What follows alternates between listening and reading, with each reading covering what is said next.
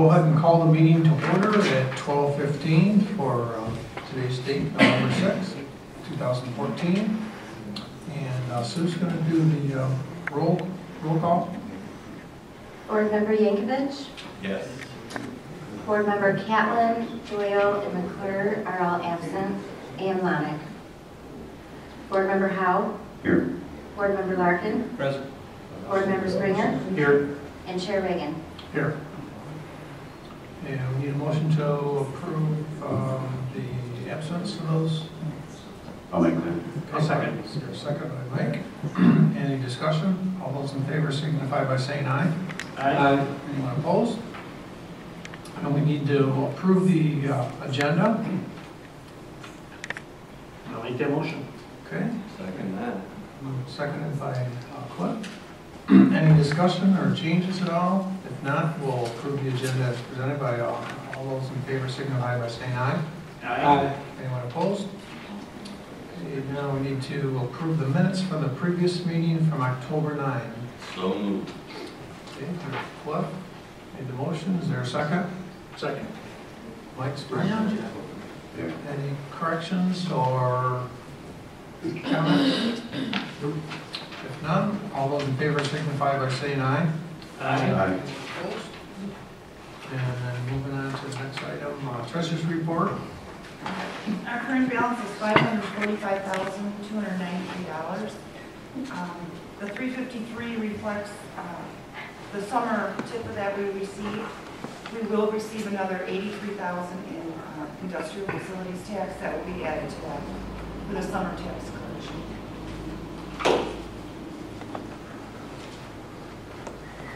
Okay, any questions for Sue? The veterans millage passed, we will be capturing that, I believe.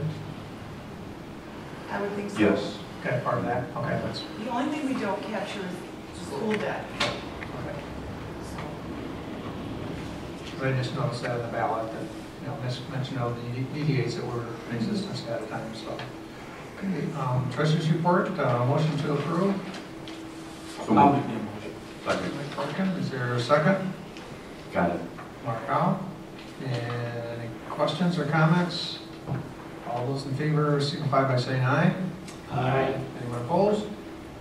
And public comments for items not on the agenda. If none, we will proceed to old business, item 6, and downtown development plan update. I have just a short update for you, but I also want to go as a part of this because it sort of ties into the downtown development plan is the S&P bond rating and the upgraded bond rating. I have just a short presentation for you that I also gave to the council on Monday night. But as far as the plan and the process itself, we had another stakeholder meeting on October 23rd. There was some great input, I think great diversity of people there from businesses, organizations, and citizens, and so I thought it went very well. I thought there was great input there. And the consultants are going to pull all that input together and put together final plans. And those plans will be presented at an open house on November 20, which will be up here. And then once that is completed, if they can have a final report ready for your December meeting, then they would make a presentation to you at your December meeting. Otherwise, it would be January. That may be a little bit of a short turnaround for them, especially given the Thanksgiving holiday. Okay. But we should have a final presentation to the DDA at the January meeting. And then related to that, as we've been talking about the downtown development plan, really our goal there has been that from that will come a list of potential projects, and we would need to walk the DDA through and maybe we do a workshop in an evening or something like that, but walk through a sort of strategic planning session to talk about those projects, talk about anything else that anybody wants to throw on the table, and then go through a prioritization exercise, and then start to do some long-term financial planning. Assuming that long-term financial planning results in potentially into a bond that the DDA would want to take out. I know that many of the past improvements have been done with bonds, with DDA bonds, and one of the things that can have a great impact on bonds is obviously the interest rate. And the interest rate, quite often that you pay on a bond is determined by what your bond rating is, or your credit rating. And there's 3 agencies in the United States that do those. The 2 main ones are Standard & Poor's and Moody's. And Standard & Poor's just re-rated the city of Lowell, and we were actually upgraded from an A to an A+. And I want to spend just a few minutes and go through so you understand that bond rating and how they arrive at that. First of all, why is it important? Because, as I said, it impacts interest on borrowing, and the rating is very similar to like an individual's credit score. And then borrowing costs, obviously, they can impact rates. We're having a discussion about a lift station project and a sewer lift station project, and so as we bring those borrowing costs down, then that helps us to keep a handle on rates. It can also impact purchasing. We're going through a long-term equipment replacement planning process right now, and we're going to have to borrow to get caught up in equipment replacement. But obviously, if we can save a little bit in interest on borrowing for equipment, then hopefully that equates to savings that eventually we can get out of borrowing and actually pay as you go on equipment purchases. A positive rating, an A+ rating reflects positively on the community, and ultimately it can help with business attraction and things like that, because people are going to locate a business here. They look to the community and they look to see, is there how well is government being managed, and how well are the finances being managed? Is there a lot of controversy? And all those kinds of things go into, you're all business owners, and as you well know, those kinds of things go into the thinking when somebody is looking at a place to locate a business. And then finally, it reflects positively on the council and on the management of the organization. And of course, Sue and I are elated that this rating has been increased, because it is a positive reflection on us and the work that we do on a day-to-day basis. Basically, their methodology is, and I'm going to go through this a lot faster than I did the council meeting, but stop me if you have any questions. But they will look at the economy. That makes up about 30% of the rating. They'll look at management. That makes up a portion of it. They'll look at budgetary flexibility. Do you have reserves, a substantial amount of reserves available? They'll look at liquidity. Do you have cash available? If there's an emergency. They look at budgetary performance. Are you setting budgets, and are you operating within those budgets that you've set within the last few years? They look at debt and contingent liabilities. That's how much have you borrowed already, and what outstanding liabilities do you have out there. And then they look at institutional framework, is how do you compare to other municipalities your size. And then they have a scoring system where basically they say you're very strong, or adequate, or weak, or very weak in any of those categories. And so for the city of Lowell, on the economy, they said we were adequate. And economy is one of those things that we don't have a lot of control over. Our location in Kent County near the Grand Rapids, Wyoming, or being part of that metropolitan statistical area, that helps us, and the economy in West Michigan helps us. Management, they said we were strong, and they talked about things like some of the goals that we put in place in terms of establishing fund balance, and just the way that we go about the budgeting process, our awareness and knowledge of finances and what's going on with finance. They rated us as strong, and they actually made a note that because of recent management practices, they've actually upgraded us in that area. In terms of budgetary flexibility, we're very strong, and a big part of that is that we have an informal policy of having at least 15% fund balance in the general fund, in the city's general fund. And they would like to see that be a formal policy, and I'm going to have some discussion with the council about formalizing that. But they like the fact that it's informal and that we've been hitting that target for the last few years. Liquidity, we're very strong. We do have cash on hand. One of the things that does help that, though, is that we've got over $2 million in the LCTV fund. And technically, that cash could be available to the council to use for an emergency. I don't see a council doing that. I wouldn't recommend doing that, but the rating agencies look at that as that is cash that is available. The other thing they look at is that the city is allocating 1.7 mils less than what we can. And the council, just by a vote, could increase the millage rate by 1.7% without a vote, because the electorate has said that you could levy this amount, and we're 1.7 mils below that. So they like the fact that we've got that cushion in there as well from a liquidity standpoint. And again, I'm not saying that the council would do that, or I would recommend that, but we certainly have that, and that's available to us. Budgetary performance is strong. We've been doing very well in terms of budgets and meeting our budgets over the last few years. Debt and contingent liabilities, very weak, as low as we can get. And the big issue there really is pension and other post-employment benefit funding. They said that was a negative factor. Our city employee pension plan is less than 80% funded. They like to see it at 80% funded. We're in the 70s, and for 20 years the pension plan has rolled between lower 70s, mid to upper 70s, all throughout that period of time. And so we've been keeping up with the obligation, but it's still not fully funded, and that's something that they see as a negative factor.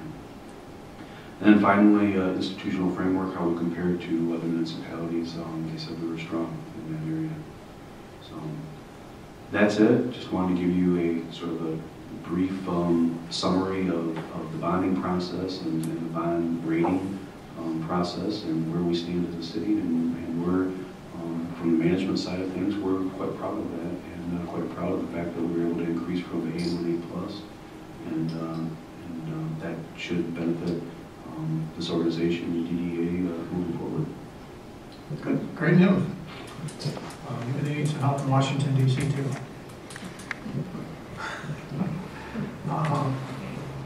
South Monroe Olds parking lot, any update on that? Yes, I handed out to you, and I'm putting up on the screen what I did hand out. I had mentioned at the last meeting that I've been working with Williams & Works. They completed the survey work, and then they've done some preliminary drawings for us.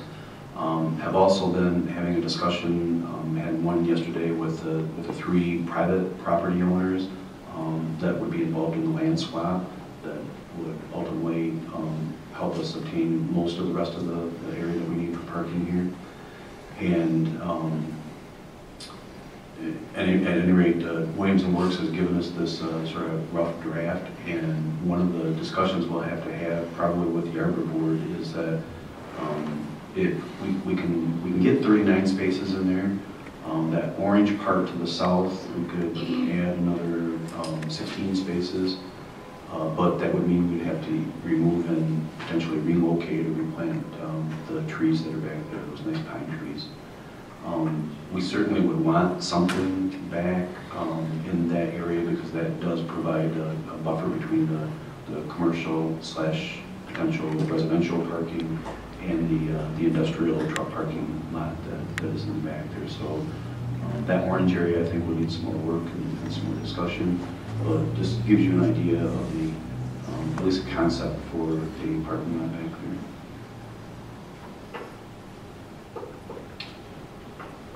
Good. Any questions for Mark at all? You said you met with the 3. Does everything look good? Everything looks good.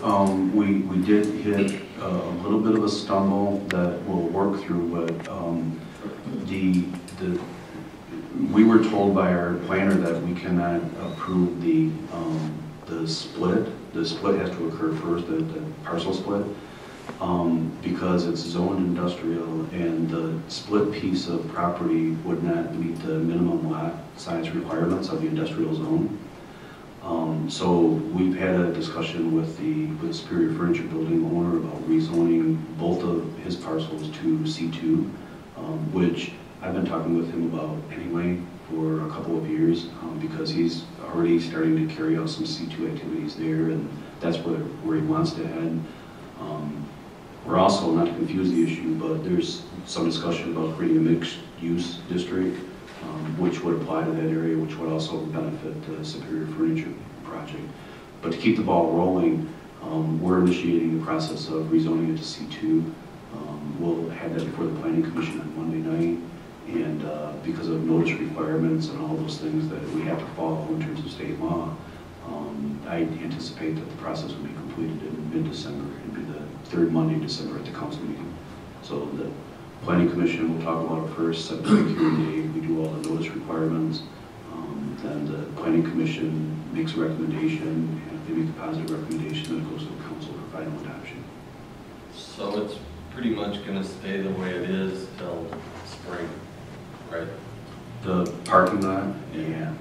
Yeah. I really had some hopes of trying to create a few additional spaces in there for the winter. But you'll see on this drawing that 20-foot that 20-foot space.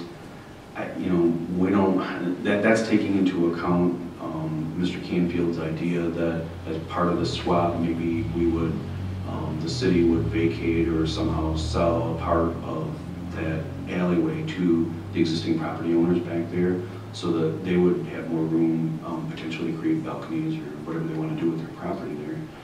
And so that's one issue that we have to take into consideration. We don't know for sure if that's going to happen, but also just the utility upgrades that would have to occur there. We've got water and sewer lines that we would need to upgrade.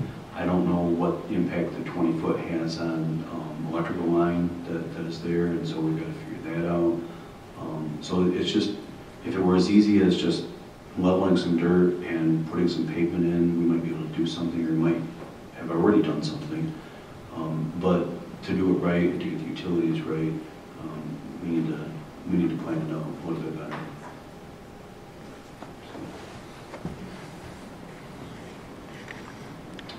Any other questions for Mark?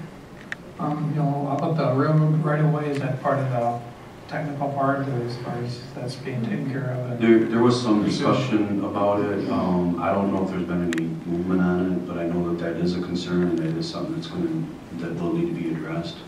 And I think we'll have to find a way to work together. Not find a way, we can work together, but I think we'll have to work together to convince the railroad that they don't really need that easement anymore. I'll never see a train coming through there again. Okay, anything else? No action needs to be taken on that, it's just kind of an update. That's all. New business? Any new business? Reports and member comments?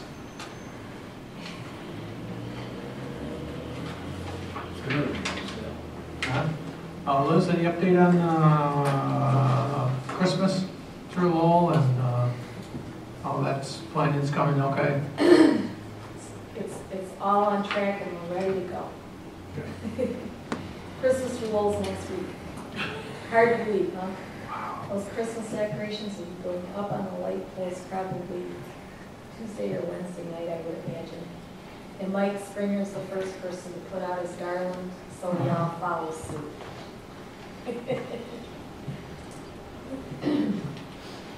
Opening day of deer season 2. Yes, right. Forgot about that. So, next meeting would be the first Thursday in December after the first city council meeting.